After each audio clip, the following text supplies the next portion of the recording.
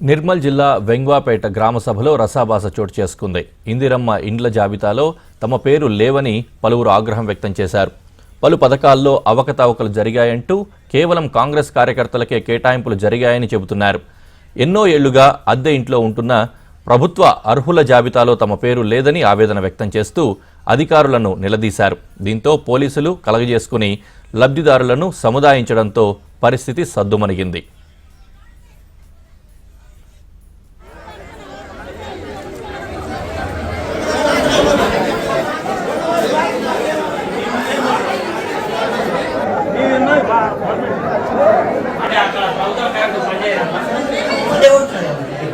List కూడా దేవుళ్ళ పేర్లు వచ్చినాయి.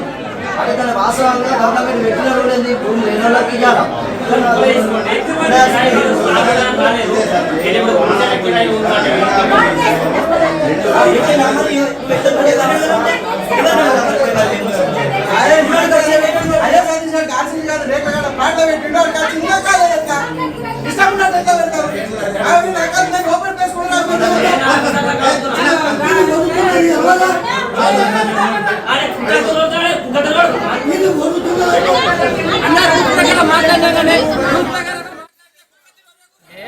సర్వే చేసిన కరెక్ట్ చేయలేరంటారు. సర్వే చేసిన ప్రభుత్వం ఉన్నది కాంగ్రెస్ ప్రభుత్వం.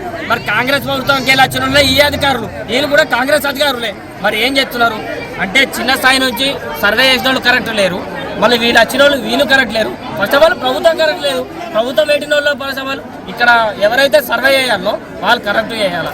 సర్వే ఉన్నవాడికి ఎవరికైతే ఇల్లు లేవు అయితే ఫస్ట్ వీళ్ళ ఉదాహరణ ఏంటంటే వీళ్ళు ఉన్నది కిరాయి స్లాబ్ ఇంట్లో, వీళ్ళు స్లాబ్ ఇంట్లో కిరాయి ఉంటుందని వీళ్ళకు రాదు. ఇందిరమ్మ ఇల్లు రాదని పెట్టిండు. కిరాయి స్లాబ్ ఇంట్లో వీళ్ళకి రాదు అంటున్నారు.